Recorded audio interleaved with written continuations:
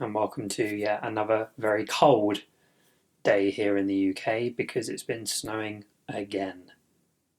That means that unfortunately I wasn't able to get out for as long as I wanted to record this video, but I figured given what I'm going to talk about, I could probably just do it inside anyway. So here we are, we're in my spare bedroom.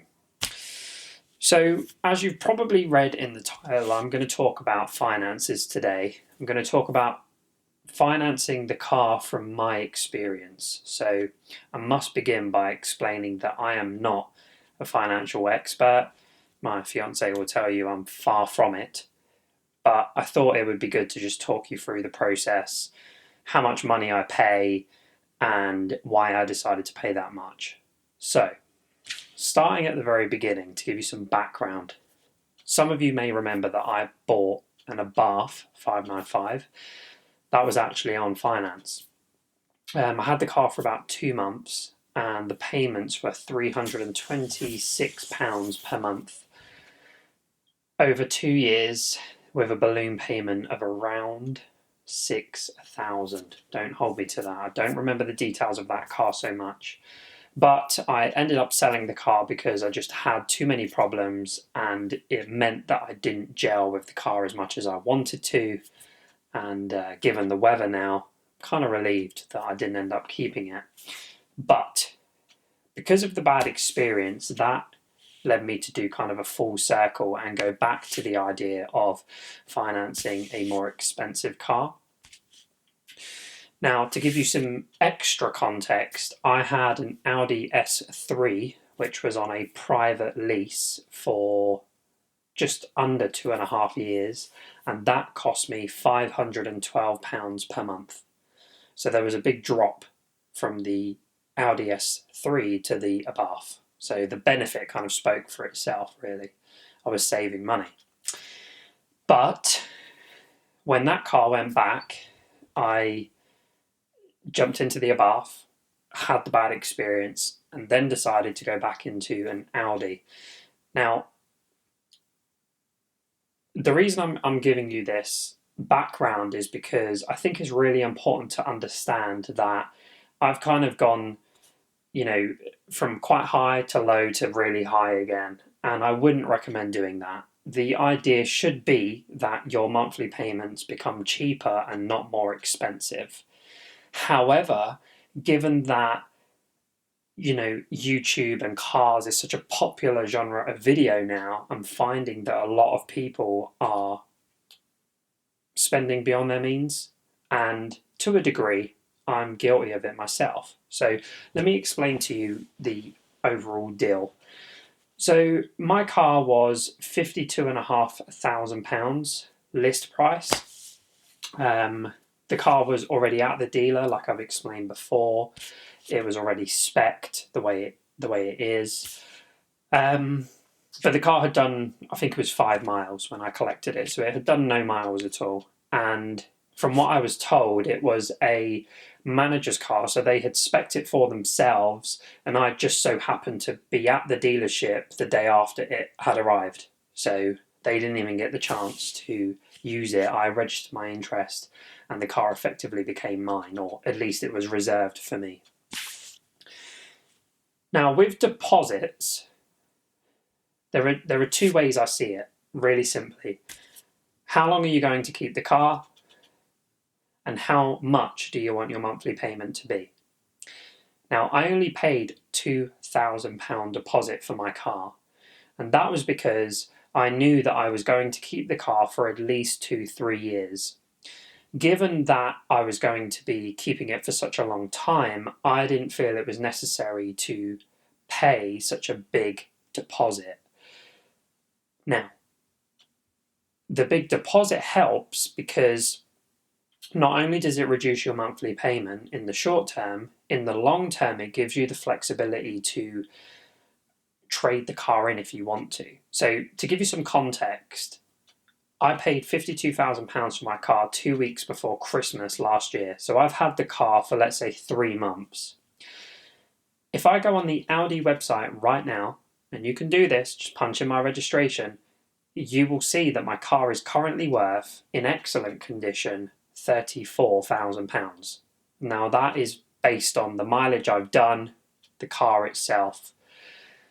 And this is where paying a low deposit kind of bites you in the arse, because I have no money to fall back on if I want to trade it in. Because if I do attempt to trade the car in say a year's time, I'm going to be faced with a hefty amount of negative equity.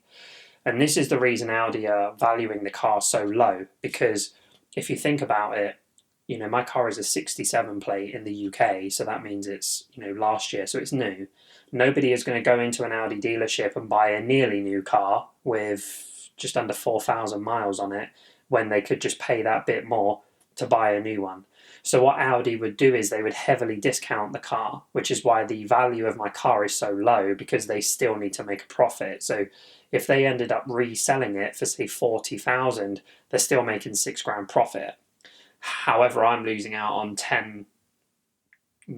15,000 pounds.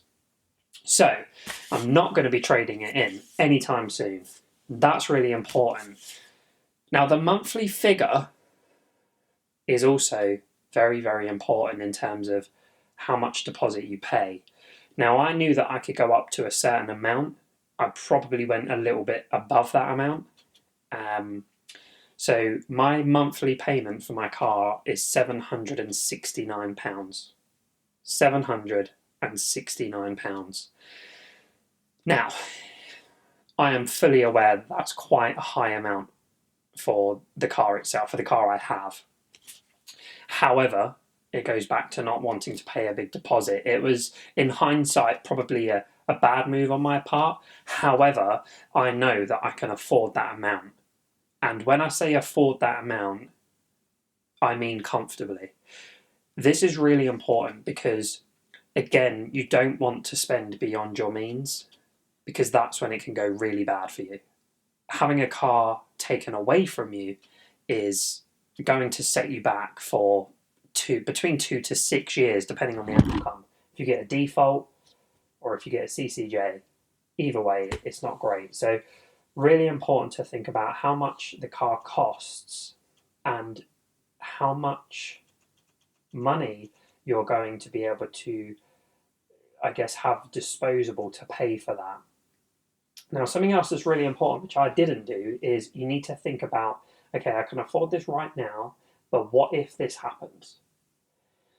Now, the if could be a number of things. It could be that you turn sick at work, you're fired. A whole host of things could happen that mean you're then in this situation where your car becomes a pressure. Now, again, to give you some context, when I originally purchased my car, I was working for a company that was paying me £70,000 per year. Okay, that meant I was more than able to pay for the car. In mid-February, for a number of reasons, that didn't work out. So they fired me and I no longer worked there. For 8 working days, I had no job. And my car was amongst many other big commitments that I have. So my mortgage, my car, how was I going to pay for all of these things? And in hindsight, there are things you're able to do with your mortgage that you're not able to do with your car. Car finance companies, they're flexible in the sense that they'll let you change your payment date, but they aren't going to let you skip a payment. So that becomes really stressful. Now, fortunately, I am back in work now, and I'm now being paid a little bit less than what I was being paid at workday, but I can still afford my car. And you just have to think about why you're buying the car. You know, I'm willing to spend that much money because it sounds far-fetched, but I've been dreaming about owning an RS car for the last 5-6 years plus. So it was a really, really big deal to me. I didn't buy the car for my YouTube channel. I didn't buy the car to impress my mates. I bought the car for me. And you need to make sure that you're doing the same, because there are YouTubers who hop in and out of cars. You know, they're able to do that because, yes, they have the money to spend on the deposits to ensure that they don't make a loss. but also they're using finance brokers who are able to broker them a deal on the car that they want to step into, which is, is all good. Like, everybody would like the opportunity to be able to kind of jump in and out of cars on, a 12-month basis. But in reality, it doesn't quite work like that. Negative equity can be a real pain in the arse. And if you don't have the money to pay it for yourself, then you end up going into what I call a negative equity trap, which is where you end up refinancing the negative equity, which just devalues your car even quicker. Because let's say, for example, if I traded the car in tomorrow for a new A6 and Audi said to me, okay, well, you've got £10,000 negative equity, we're happy to carry that over, but it's going to increase your monthly payment by 50 quid a month. I might say, okay, yeah, well, that's affordable. But what happens is that £10,000 negative equity never decreases in value. So at the end of the term, I'm still going to have £10,000 negative equity. That's a really over simple way of looking at it, but effectively that's how it can work. Now, again, I'm not a financial expert, but from my experience and from people I know who have done similar things, that is how it seems to work. So in summary, £2,000 deposit, £769 per month over 4 years with a balloon payment and a guaranteed value. The car will balance out in around 18 months to 2 years. So around that time, I can trade the car in and there should be no negative equity. But I must stress that it's so important that you think about car finance in both the short and the long term. Also think about the car that you're financing. So for example, if you're 18 years old and you're thinking about financing a Fiesta ST over, say, 3 years, are you likely to want that car when you're 20 years old?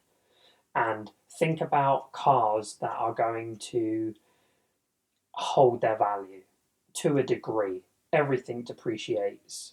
Audi have given me a guaranteed base value for my car at the end of this term. So I know that I'm working with a figure.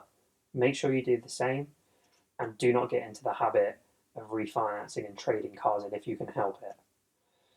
So that's my video about finance. I hope it makes sense.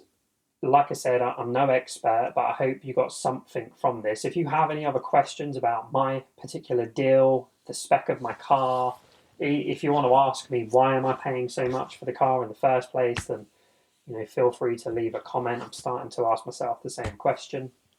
But that is going to be today's video. Thank you very much for watching, and peace.